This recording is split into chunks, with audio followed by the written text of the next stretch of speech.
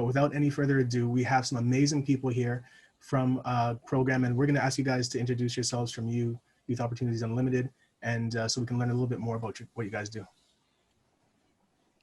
Hi, everyone. My name is Stephen Lockwood. I'm a job placement specialist here at YOU in London, Ontario. I work primarily with the youth going through our programming here at YOU, or Youth Opportunities Unlimited.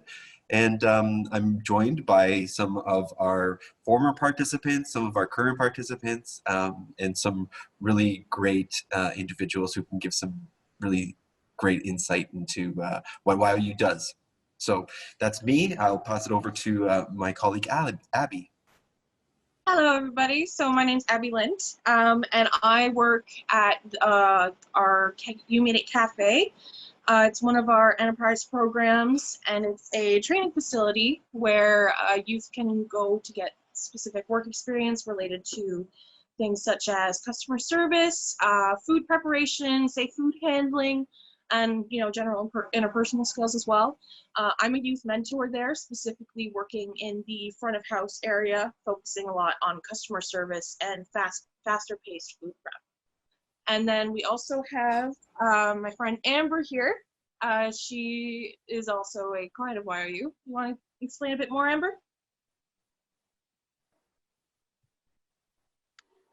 Sure. So yeah, I am one of the current youth. As Abby said, I work with her in the cafe.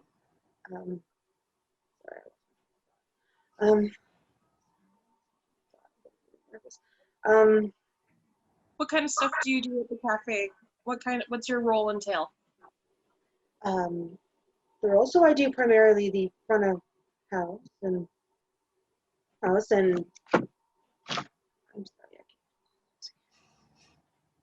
Front of house. Abby, can you say a little bit more about the front of house and what that role entails? So front of house, like I was saying, it's focused mostly on customer service and faster paced food prep. So that means that we are taking the orders, whether it's to go or, oh my goodness. So we're taking the orders, and we're also doing most of the prep and serving of the food that they order at the cafe. Awesome. Amber, is the food good? I love good food. That sounds really amazing. Amber, what do you like most about the work that you've been doing with this program? I'd say the environment is a really good one. It's a very welcoming and encouraging environment. And Awesome. It's a very positive workplace and a good place to be. That's amazing. Yeah. So we do want to learn a lot more about this program, and I know you have you have different locations, you have different roles. Can you guys just introduce us a little bit more to Youth Opportunities Unlimited? And I believe you have some images as well. I do. I'd be happy to share my screen, and I can speak a little bit to some of the things that YOU does and you in a more general sense too. So Great. I'll just do that right now. Share that. Oh, and we will do. Okay.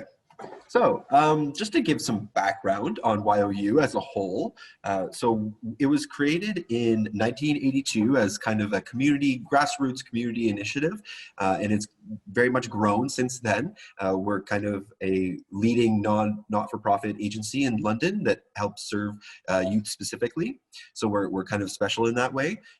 We annually support 3,600, roughly 3,600 youth in London and Middlesex housing, or London and Middlesex areas, and those range anywhere from the ages of 16 to 30 years old.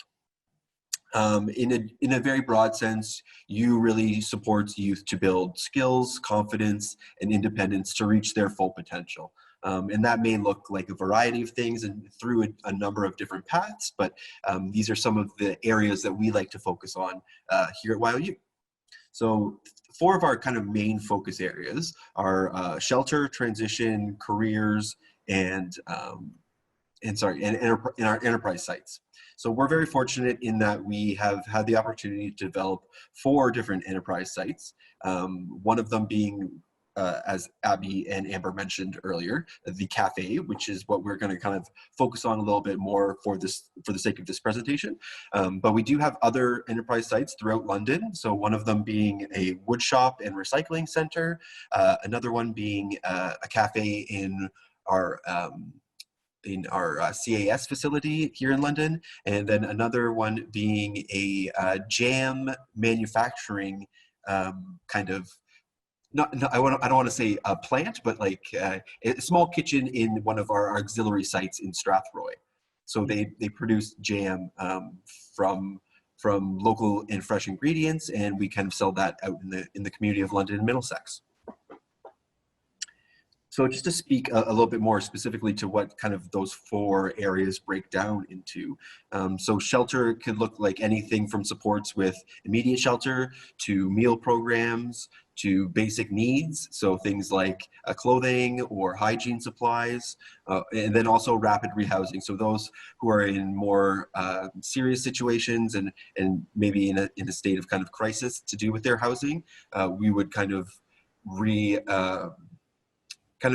direct them towards our rapid rehousing program, which would kind of hopefully make that process go a little bit quicker. And then we also have some transition services. So again, these are very similar to our shelter needs because it's all kind of in one centralized location in London, in downtown core. So things like food, basic needs, again, housing, access to healthcare is a big thing that we find that a lot of youth are struggling with. And then also just things like informal counseling and other referrals and resources that we can kind of make to those community partners that we've developed over time. And then another area which YOU really tries to focus on is career development. So this, again, is kind of tied in with the enterprise sites that Abby and Amber had spoken about earlier. So we really want to encourage not only the ultimate goal to be a successful and goal achieving one, but also that we're supporting youth to hopefully reach some new possibilities with employment, and then also education if that's what they're interested in. So in terms of careers, we have a department called Employment Counseling and Career Services. So this is our area that once a youth is kind of more stable and we've gone through those kind of maybe more crisis-based issues and then that need maybe that immediate fix, we would look into what are those long-term goals in terms of careers and employment, and also education. Because I think we all know that those are kind of key aspects to making sure that a youth is successful in the future and can be as independent and thrive. So we offer things from employment counseling, which can be deciding which program that they're most appropriate for, or it could just be a friendly ear to listen to some of their issues, right, and figure out how can we best support this individual, whether it be through programming, whether it be through training, whether it be through education. There's a lot of avenues that we can kind of help youth with. So we really want to have an understanding of what's going on in that youth's life and how we can best support them. But then we can also offer assistance with training programs, with work placements, with GED programs. So a lot of the youth we're finding haven't completed their OSSDS, so their Ontario High School Diploma, and we're able to offer a lot of resources that if it's not through us directly, it's through again, community partners that we've developed, and individuals can really work to achieve those educational goals. And then also, as I mentioned briefly before, our enterprise sites. So our You Made a Cafe, our recycling and wood shop area, and our mushed preserves, so our jams. We're really proud of the jams. The jams are delicious. If you ever get a chance, you got to try the jams. But also, we're just going to highlight the cafe a little bit, I think, today when we're talking about our kind of YOU as a whole. Yeah, this is so comprehensive. Really amazing to hear more about this. Yeah, so I know like it's probably a lot of information where I'm just throwing at you, but if you ever want to know anything more about YOU or some of the services we provide or some of the things that we can offer for youth, especially in the London area, I'm more than happy to have conversations with anybody and kind of discuss YOU in a more specific sense if there's something that you want to talk about. Okay. So I'll just move on. So I'm just going to kind of go through some images that we're really fond of that show kind of our enterprise sites and some of our youth, and then some of the things that we do in those sites. So you'll notice on the farthest picture to the left is a picture of one of our youth in our cafe. So they are preparing food. The great thing about the cafe is and I guess across the board with all of our enterprise sites is we really try to make them as supportive environments as possible and make sure that the staff who are working there have a good understanding of some of the things that some of the population that we serve are dealing with, right? Because it's not, a lot of the individuals that we help and the clients that we serve are coming in with extra things going on in their life and need a little bit more support. So we want to make sure that our staff understands that and our staff is there to support youth as best as possible.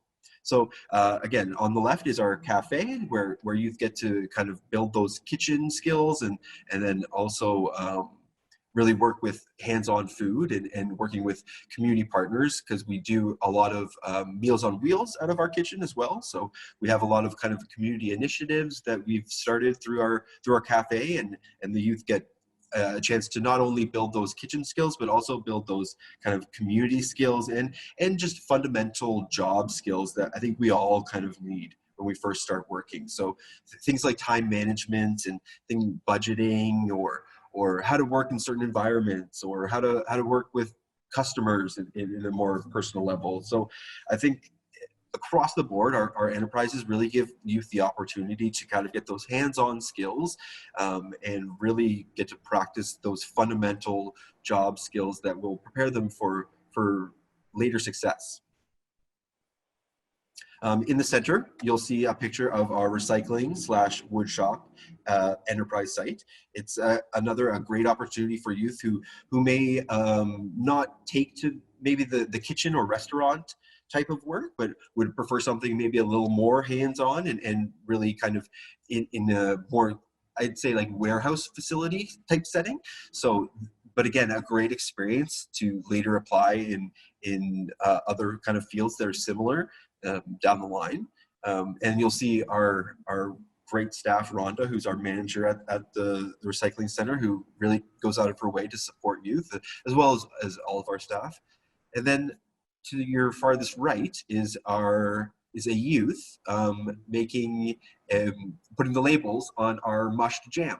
So we have actually expanded our jam line to now include barbecue sauces and I believe there's some dipping sauces, if I'm not mistaken. I can't remember exactly, but we've kind of expanded because we've seen that they've been kind of a hit in the community. So we thought, why not kind of make it as much as possible and really try to expand it and branch out our enterprise sites into more avenues. So we've seen a really great feedback from the community in terms of how much they've loved those jams, and we're really happy to do it. And it gives youth that opportunity to get those hands-on skills in actually working with food and in that kind of setting. So again, just to emphasize some of the kind of initiatives that we've started through our cafe and through YOU as a whole. So on the farthest left, you'll see that those are some examples of some of the basic needs that we provide for individuals and youth. So things like clothing, things like hygiene needs. So we also have, things obviously look a little bit differently now that COVID has taken effect, but we definitely still offer those really fundamental things that all youth need and we find that are in kind of short supply in the population that we serve. In the center, you'll see an example of some of the Meals on Wheels that we offer for individuals in our community. So we work with both some retirement agencies that we feed the elderly population, some of the elderly population in London. And then we also work with an institution called Dale Brain Injury Institute, which we provide some hot meals for individuals with severe brain injuries. So we've expanded not only to we've expanded our cafe to not only engage with the community that actually comes into the cafe, but also to actually take an active stance and reach out to the community and see what we can do to provide a service that's very much needed. Just on that point, Stephen, we have a number of questions that have been coming in, and some of them are relating to some of what you're sharing. For sure, for sure. And this one was actually the first question that we've got, and it's amazing. We've done a lot of these conversations, and sometimes we wait to the end to get questions, but there's obviously like a huge interest here. People have a lot to talk about. What we also want to introduce to everyone, if you raise your hand in Zoom, I think it's on the bottom right, there's an option. If you raise your hand in Zoom, we'll be able to make your microphone live so you can actually join the conversation. So please keep that in mind. But the first question is looking around identity and how you're engaging young people. You're talking about engaging people in the program. There's a question around, are there communications that are going for people that have various abilities and focusing on Black youth intersectionality, for example, LGBTQIA and experiences with disabilities, neurodiverse communities, not limited to individuals, but mental health challenges, trauma, autism spectrum, Down syndrome, hard of hearing, vision, low vision, dyslexia, and so many more. What about physical disabilities? When talking about inclusion and being accountable and looking at all these intersectional factors in terms of the work that's happening in the cafe. So is the program working to align as well with original stewards, for example, like Indigenous youth specifically in the context of this Ontario program? So that question, and I think there's another one that's like it, that's asking about how, what kinds of foods are there in terms of identities and people being comfortable with identities. Can you talk a little bit about your work with inclusivity and accountability for a community, and maybe some of your colleagues as well can chime in?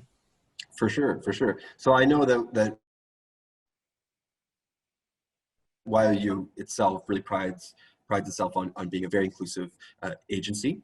And then also, I think we've really harbored a sense of community in not only in our agency as a whole, but in our cafe, and a really safe space that youth know that they can come to if they're ever in crisis, no matter of their current situation, whether that be that they may face some discrimination maybe, or they may face some challenges in their life, whether that be a disability or maybe some negative situations that have happened to them, or maybe that they're finding themselves just struggling with, say, gender or their identity as a whole. We offer, and to speak, I think maybe to YOU in a more broader sense, is we really want to offer kind of wraparound services. So those services that not only meet the immediate needs of the client, so those like crisis intervention services, but then also those things that will set them up for a more successful future, right? So if they, and I think another thing that we really want to do is take it on a very much case-by-case basis. We don't like to kind of group anyone in groups. We really want to understand where that individual is, what the specific challenges are for that individual, how we can best support them, and if we can't support them ourselves, we have been very fortunate in developing a lot of community partnerships and relationships in the community that will let us refer individuals to those agencies that we know are supportive and work well with youth. So I think while we try to support as best we can and wrap around those services, we also know that we don't have all the answers, and that maybe some community partners have a better method for dealing with this situation, or we know of a program that would better suit this individual. So we are more than happy to always kind of connect individuals with other partners and other agencies that we know that will best kind of suit them and meet their needs. So many youth programs become, resource navigators for young people in community. And we've talked to a few youth programs over the course of the series, and then in our work with youth programs around, how they may have had to pivot their priorities in working with young people, with families and communities when the pandemic hit. Needs shifted and changed, but your organization is responding to some of those emergency needs. And I'm wondering if you can share a little bit about the conversations that you had around how to continue to do that work, if there was a shift or a change in prioritizing, and then we can bring sort of Abby and Amber back in to talk about what that looked like in the cafe, because we know that that sector has been impacted by COVID. And so how did that affect the way you were able to continue to do that work? Most definitely. So I can tell you that, and I think this is kind of across social services as a whole too. Before COVID, our programs, our enterprises really were based a lot around direct social interaction and in-person interaction. So it was a big shift for us to all of a sudden have that limited and have that almost not available in a lot of capacities. So what I've found kind of as maybe some things that have worked for us, some things that have been challenges for us as well. So just some things that I found have worked, because we have obviously had to make a more virtual shift to how we deliver programming and how we deliver services. So I've found that making the material really direct and really specific to those who you are presenting it to. So really knowing your audience, I think, is a big part of that, and really knowing what they're hoping to achieve, what some of their goals are, and then also maybe what some of their challenges are, and really trying to make that material that you're presenting as specific to them as possible. That sounds amazing in terms of like specific approaches. And Yeah. I think relating as well to a question around like, so what does success mean for youth? Like Abby, could you speak to that? Because that question was talking about, we're talking about success and building opportunities for young people. What is the success that you're actually hoping to achieve with this program? Yes, so success has different meaning for everybody who goes through the program, I think. Everybody has different goals coming in. Even if they're all coming in and want to do the same job there, everybody has a different outcome in mind, whether it's building up their self-confidence or communication skills, or learning how to cut an onion really, really fast, like in the movies, or, things like that. Everybody has their own goals in mind. So we try and keep in mind what they want to get out of the program there, and work with them one-on-one as much as we can. So success, I think, is when the youth come out of the program feeling like they've learned something, whatever that may be to them. Like I said, communication skills are very difficult for a lot of people coming into the program. Going back to the other question related to different identities and those kinds of things. So many different people come into the cafe of different sexual orientations and gender identities and neurodiverse. There's a lot of neurodiversity as well, and so we try and cater the program there, despite the fact that we're all working as a team to each individual's needs. Awesome. So I hope that answered your question. No, that's great insight. Yeah. Stephen, can you maybe just give us a little bit more insight? Sorry to interrupt, but No. we just have so many questions coming in. I'm hoping we have. And Amber, I know you're still with us as well. If you want to chime in, please feel free. But yeah, let's hear a little bit more about how you guys are pivoting. Yeah, so I know too, some of the things so because we've had to make this more virtual shift, we have found that there have been some challenges to doing that. I found myself personally have found that some people have really taken to the virtual setting and the virtual platforms, and then some people have not. Some people would much rather have that in-person interaction and that social connection with individuals. And with those individuals, it has been a little bit more difficult. but then again, there are some individuals who really like the anonymity of the virtual platform and who really feel like they don't have to expose themselves or feel very anxious about speaking in front of a large group because they have like kind of a safe space that they're already in. So there's been some benefits, but I mean, in addressing some of the challenges too, in that some people aren't overly, I guess in adept at using technology, is just really trying to emphasize those relationships that you build with the youth and with participants. I think that's one of the biggest strategies, at least me personally, that I try to kind of use on a daily basis, is really trying to foster a supportive and professional and then also like understanding relationship with our participants, and really making sure that they know that we're a resource and that we can help them without judgment and without some of those things that may have kind of stopped them from seeking help in the past. So I think really trying to foster a really supportive relationship and really understanding relationship with individuals is key to working with any youth. Absolutely.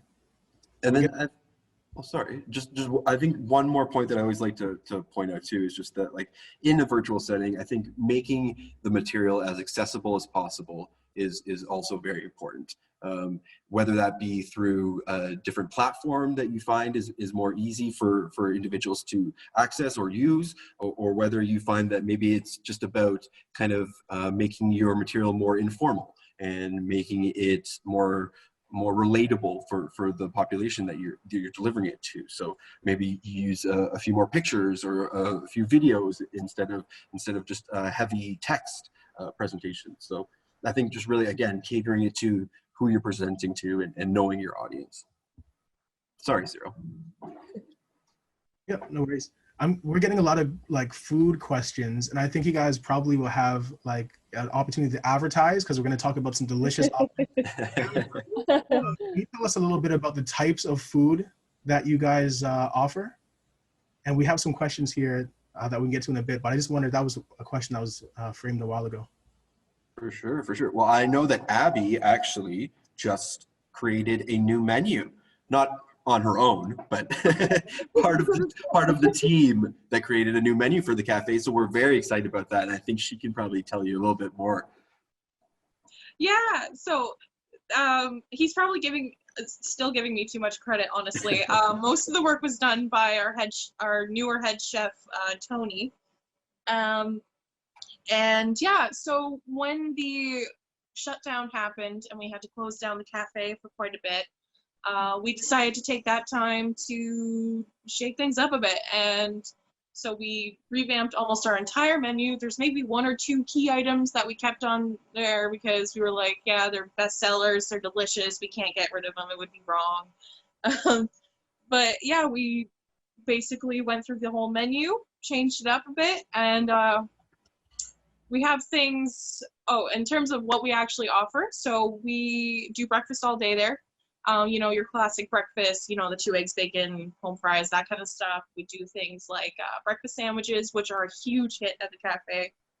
And it's actually one of the first things that we teach youth who come into the program and start working in the front of house. That's probably like one of the most early on things, aside from like brewing coffee and how to clean this thing and all that kind of stuff.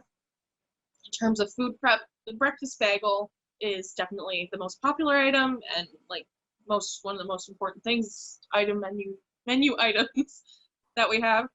For lunch, we got things like lots of sandwiches and stuff. We have our house-made pulled pork and pulled beef, and we also have this thing called pulled mushroom, which is actually pretty good. I've never heard of anything like that beforehand, but it's a great vegan, vegetarian-friendly option. We do have lots of vegan and vegetarian-friendly options as well as gluten-free, because we want to, of course, be as accessible, maybe not the right word to use, but as we can. Of course, soup of the day, salad, those kinds of things. So it's very simple menu, but in terms of like at the cafe, that's all we really need there. I think it's good. A solid menu. We also do our Meals on Wheels, as Stephen was saying, and those meals are more specifically catered to folks who need to have specific dietary needs. So they're all very consistently portioned and chosen to be, say, gentle on the stomach, or if somebody doesn't have teeth or has a hard time chewing, we offer minced options, all those kinds of things, diabetic, those kinds of things for folks, mainly the elderly and folks with disabilities, through Meals on Wheels. And then, of course, we have our bag lunches, which Amber actually has been doing a lot of work on recently. I don't know if Amber, you want to say anything about the bag lunches?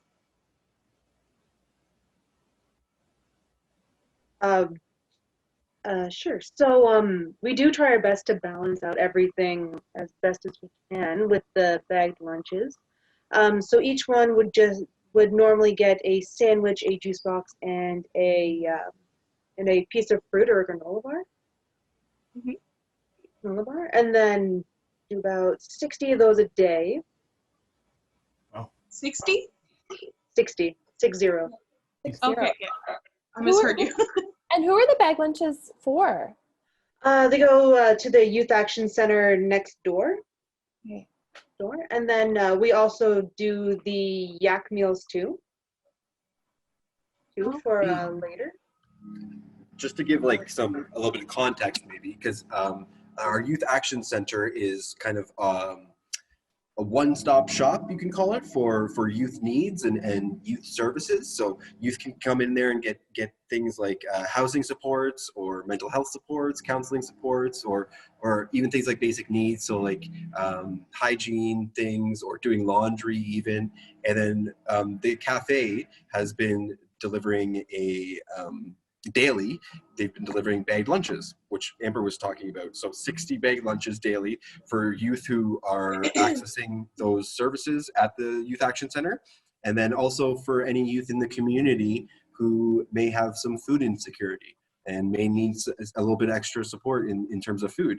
So also along with the bagged lunches, I think Abby and Amber will mention, but I'll just do it preemptively a little bit, is just that we also offer hot meals every day from 4 to 6 for youth who are accessing the YAC or the Youth Action Center, and then also for, again, community youth in the community who may have some food insecurity. So we really try to support those who we know are accessing our services, but then also those who may not be directly accessing our services, but who we know need a little bit of support as well.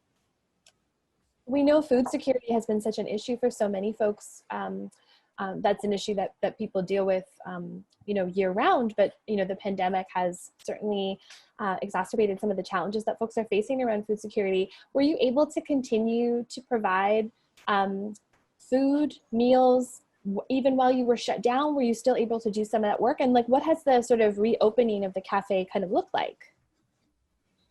Yeah, so we did continue. So when we shut down the cafe, we actually only shut down the cafe front of it, so where we would be taking orders for people to have lunch in there and all that kind of stuff. We actually still kept the Meals on Wheels program running, as well as our Dale Brain Injury Services catering going. We still had their contracts with them, and we understood that it was a very essential service for them. The yak meals, we did make a change to how we worked that, actually. So originally, we would just do big pans of you got your meat and potatoes or whatever it was for that night. And then, we would actually have 2 youth working that evening to serve the meals in the yak to the other youth attending the yak. And they would also go home with a free meal for themselves. But once the pandemic hit, we kind of had to rethink how to do that where it was minimal contact. So we actually started packaging them. In the middle picture there, you see that's actually our Meals on Wheels meals. We started packaging the yak meals like those as well. So that way they can take them to go if they need to. They can heat them up at the yak if they need to. And it's minimal cross-contamination for other people. Right. Did that answer your question? Yeah. Like Abby and Amber, are you open now? Like, do you have folks coming in? Do you have like outdoor dining options? I just know, I mean, in different communities, this looks differently, but as cafes are beginning to reopen, and I'm just wondering what that looks like for the work that you're both doing now. Yep, we're opened up again. The main cafe, we're only open for takeout, but we also opened up a patio recently on this patio space that we have across the street. It used to be like a really popular bar back in the day, apparently, but now we own the property because we were going to change it into sort of a youth hub specifically for young folks, young mothers, or even to be parents kind of thing, to get access to resources. But for now, we're using the patio space there for the cafe. And we actually changed our hours of operation a bit. Originally, it was 7:30 a.m. to 2:30 p.m. exclusively at the cafe there. But now that we opened the patio, we thought, well, we'll be open a little bit later now. So we are open 8 a.m. to 2:30 p.m. at the cafe for takeout, and then 11 a.m. to 6 p.m. at the patio. So you can, between the hours of 11 and 2:30, you can order any of the cafe's regular menu. Hey, look, it's me. And yeah, you can order any of the cafe's regular menu and eat it over at the patio if you'd like. Or after 2:30 p.m., we start doing a flatbread menu with also a bit of house-made popcorn. And also we are licensed, so we can serve you alcoholic beverages. Amazing. These images look really amazing. Are there any other slides that we should take a look at for images? This is kind of the last slide for images. It just gives you a sense of the patio that Abby was talking about, the front of our cafe, which Abby also mentioned, and then just an example of some of the food that we serve. So I believe these were they pulled pork tacos? Those are the pulled mushroom tacos. They're called the banh mi fungi tacos. So it's pulled mushroom, garlic, roasted garlic mayo that you can also opt out of if you want a vegan option. Carrot and fennel, as well as parsley. It's really good and actually a fairly popular item right now. I can tell you guys are very passionate about your food and you cook with love, which is so important. Oh, absolutely. Just in the last 15 minutes of the conversation, we do have a lot of questions, and we want to start talking about how we are supporting young people strategically in this time, and so we've got a really good idea. Maybe we could stop this screen share so bring our faces up a little bit more for this last bit of conversation. And there were some outstanding questions. I think we talked a little bit about how young people who may be pregnant or our parents themselves are supported. Abby just spoke to that a little bit. I'm going to feed you some questions. If you have any last words to say about these questions before we move on to that really important topic of supporting youth, let us know. So if you have anything more to say about that, thinking about, again, identities in terms of the food options that you're providing, are there more culturally sensitive or available options that speak to the diverse population of London and Ontarians? Are members of the Black community, Indigenous communities, do you have food options? You did mention vegan options. Are we thinking about halal options as well, or kosher option? And some of these can, just specifically, do you have any suggestions for or comments on how you're looking to change things in the future, or how you're doing it now to be more accommodating to diverse communities that were just mentioned? I apologize if we've skipped over some questions, but we have the virtual cafe that some of this can continue on. Right, so at the cafe, we actually, for the youth specifically, we do have, we make a little bit too many Meals on Wheels meals at a time in case we ever need them. For example, youth might come in, not be able to afford a lunch, or forgot their lunch at home or whatever. And so we try and have a wide range in those meals specifically, especially because, again, it's going out to certain elderly and folks with disabilities, and they need to have some specific dietary needs met. So we do have some meals that are halal and kosher. in terms of in the cafe, you know what? That's actually a conversation that I think should be had with our head chef, because he knows more about his thinking process with the menu. I personally don't know anything too much about that, but that I think it would be a great idea to have.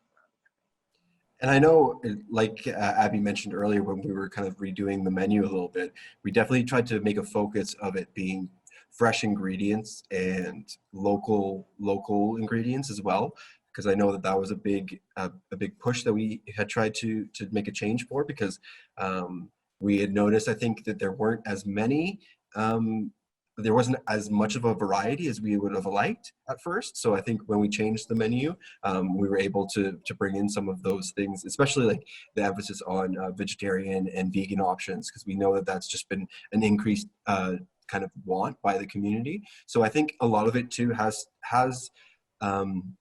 is based on kind of community, like what the community has identified as a significant want or desire in our menu, because we definitely take that into account as well. Like if we notice that a lot of people are coming in and asking for a certain type of thing or would be interested in a certain thing, that we would try our best to kind of accommodate that. So I think it really depends on what's available, because we always try to use the freshest of ingredients, I think, and then also what kind of the community has identified as what they would be interested in. It's really interesting to hear about your work, because we haven't had the opportunity to talk to a program that uses a social enterprise as a way to extend services and supports to young people. We did have a question come in from one of our attendees around the dropout rate for programs like the ones that you're offering. And if you have a sense of why youth may exit the programs prematurely, and whether you're seeing any indirect effects of COVID that are impacting young people's ability to remain in programs like the ones that you offer. Maybe not specifically the cafe, but we know you offer a wide range of programs that are meeting, emergency and basic needs. Yeah. So we noticed that from the onset of COVID, there was definitely our numbers across the board decreased. So employers willing to work with us has gone down.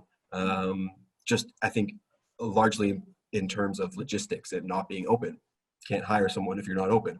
And then also just the number of participants who want to work right now. We did see that a good chunk of participants that were working with us and going through kind of employment or education strategies definitely identified that they weren't comfortable being in like outdoors even, or just out in the community.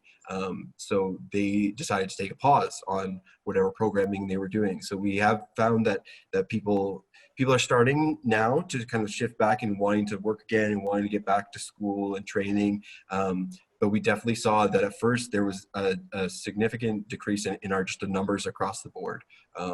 But I think also we've been really fortunate in that we didn't have to completely shut down in the sense that we still had our Meals on Wheels program running and through our cafe. We still had a number of kind of initiatives and programs that we're still able to kind of run in maybe a different capacity or in a lower capacity, a smaller capacity.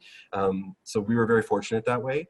So I think that kind of helped us in making sure that we didn't lose any like traction with the youth that we were working with, and didn't lose our kind of our hard-earned space in the community, right? Yeah, and you have a physical location that young people could still come to, because I imagine, we all know the challenges of working with anyone, using online or virtual tools and technology. So you still had a place where people could still come in person, even as everything else was kind of shutting down, which I'm sure also made some of a difference in being able to reach folks. Yeah. For sure. And we found just the population we serve, that there's definitely an issue that we run into a lot is just access to, say, reliable internet or communication in general. So we find that we serve a lot of youth who may be dealing with some housing insecurity or maybe dealing with homelessness issues. And so those individuals, when COVID hit, were kind of, we found just kind of cast aside as because we couldn't really contact them, and other agencies couldn't really get a hold of them, and people weren't going out in the community as much. But again, we were very fortunate in that we have our Youth Action Center, or what we refer to as the YAC, where youth can come in to actually see someone in person. And we kept that open throughout the pandemic. We obviously increased our safety protocols and everything that goes along with that. But and that's across the board. I think with staff, with youth, and all of our enterprise sites, we've increased those safety protocols. But again, we were very fortunate in that we did have a space where youth could come in person. Sounds great. And for organizations that are listening now, what other advice or tips can we give them in terms of engaging youth and supporting better outcomes for young people? That was a question that we have as well. That's very much in line with, I guess, the takeaways that we want to leave people as you come to the end. Abby, do you have some suggestions for what people should think about when engaging young people? And Amber, it would be great to hear from you as well around the same topic. What kind of tips or advice can we share with those listening around how to do something like this, especially in the social enterprise world, successfully? Yeah, so I actually have the perspective of being on both the youth side of things and the staff side of things. I actually didn't mention that in my introduction, but I used to be a client of YOU. So I kind of have seen, I've been on both ends of the conversation. I would say, trying to, it's easy to look at somebody as just a young person and kind of, we don't necessarily intentionally look down on people, but when you see somebody who's younger than you, who's struggling, you tend to look down because they are in a difficult position. So I find that one of the approaches I take is to really try and be on an even level with somebody and just treat them like any other person around me in my life. That's really the main point that I try and stick to. Amber, you want to chime in at all?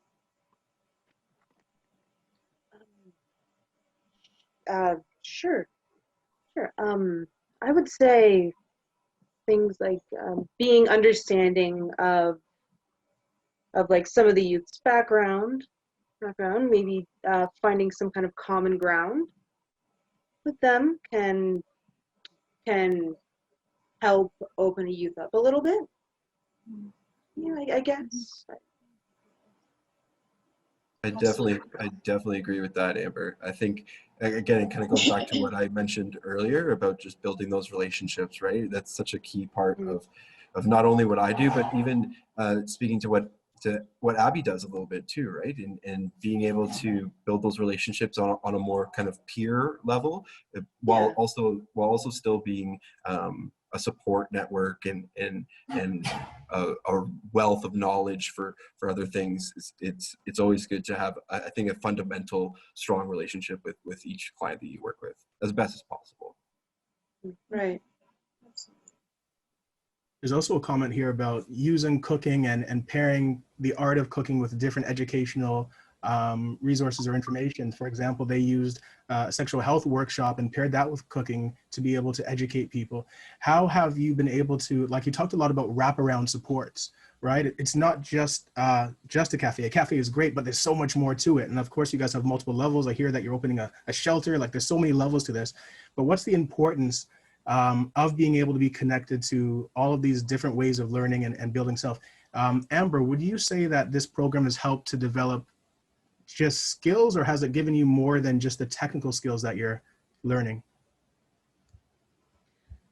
It's given me a bit of both. I've noticed a bit of a confidence boost in myself since I've been with YOU and with the cafe, and like I've noticed it in other youths that come in and out of the cafe as well. It's almost like they're completely different people. Wow.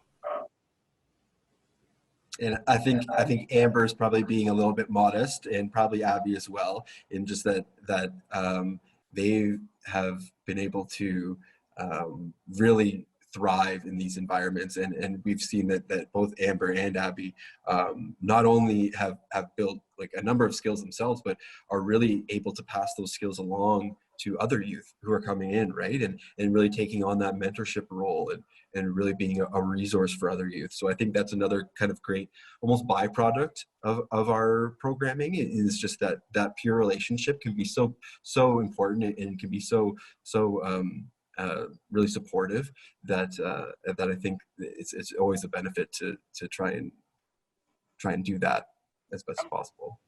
I've got a question for Abby that comes up actually. We talk about like critical youth work with YouthREX as well, and I can't resist. Often for young people that are part of programs that are going into like staffing, there's sometimes barriers and challenges. I mean, there's a lot of adultism, there's a lot of assumptions. Abby, what is some advice that you would give to organizations that are making space for young people that have been a part of the program to actually take leadership roles? And I know sometimes there's like this barrier, this ceiling that sometimes comes into place. What are some things that you would suggest to organizations that are looking to engage youth, young leaders and community members really, but you know, people are often stratifying people and segregating them based on life experiences. Do you have anything to say about that? Yeah, you know, young people, they have a lot of great ideas brewing in their head all the time. And I feel like that if we could give them more room to express those ideas and, how do I put it, you know, test their skills to their full capabilities and all that, that it would be a great thing, you know. When I started working with YOU, I felt restricted when I first started working as a staff member. But over the years, you know, I've gotten more comfortable with myself as well. And, you know, the staff there have been very open, and there's some very supportive people there who really want me to succeed and see me succeed as much as anyone else that walks into the cafe. So I think it really helps to have people there who are willing to at least hear me out and all that. So yeah, I would definitely just give them the room. That's sum that all up. That's great. I see that we're sort of coming to the end of our time together. I know we didn't get to all of everyone's questions, but as Cyril mentioned, we have this online community at cafe.youtrex.com. We encourage you all to join us, and we can continue having conversations like the one we had today. Thank you all for your time and for sharing with us, and thanks everyone for joining us today. We have one more installment of this current series on looking at how we are reimagining youth work in the COVID-19 era. So please join us on the 17th of September with the Boys and Girls Clubs of Ottawa. And thank you all again so much, Stephen and Amber and Abby. We really appreciate you sharing with us. I wish we had more time. There's so much to talk about, but I hope that you all have a wonderful day. Thanks so much. Thanks a lot, guys. Really appreciate it. Thank you. It's great. Thank you so much. Take care.